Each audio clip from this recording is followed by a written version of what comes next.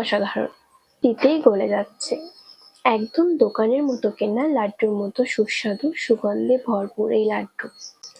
বিশ্বাস করুন, খুব একটা বেশি উপকরণ লাগে না। মাত্র 3টে উপকরণ দিয়ে একদম সহজে বাড়িতে বানানো যাবে এই বেসনের লাড্ডু। তাহলে আর দেরি না করে রেসিপিটি শুরু করা যাক। কড়াইতে কাপ মেপে প্রায় 75% ঘি দিয়ে দিয়েছি। ঘিটা হালকা গরম করে নেব। ঘিটা গরম হয়ে এসেছে, এবার দিয়ে দেবো এই একই কাপ মেপে 2 কাপ বেসন। এবার বেসনটা ঘির সঙ্গে ভালোভাবে মিশিয়ে নেব। দেখুন, বেসনটা সুন্দরভাবে মিশে ঝুরঝুরে হয়ে গেছে। পুরো প্রসেসটা কিন্তু স্লো ফ্লেমে করতে হবে, আর বেসনটা একটানা নেড়ে যেতে হবে, তা না হলে নিচে লেগে পুড়ে যেতে পারে। ভাজতে ভাজতে দেখবেন বেসন থেকে দারুণ সুন্দর একটা সুগন্ধ বের হবে।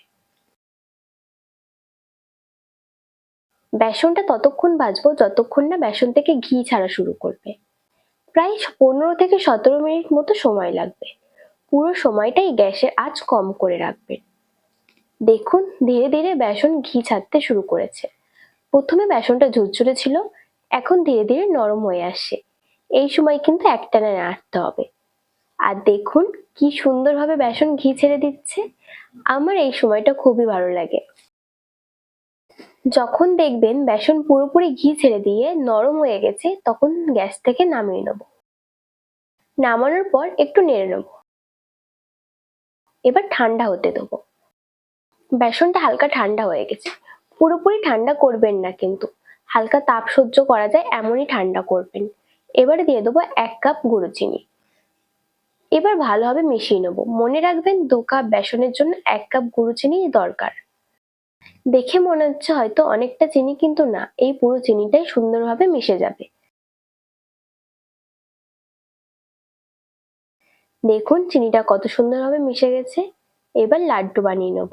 প্রথমে হাত দিয়ে চেপে চেপে বলের মতো আকৃতি দেবো। তারপর 2 হাতের তালুতে ঘুরিয়ে সুন্দর গোল লাড্ডু বানিয়ে নেব। দেখুন কি সুন্দর মসৃণ লাড্ডু তৈরি হয়েছে, গায়ে কোনো ফাটা দাগ নেই।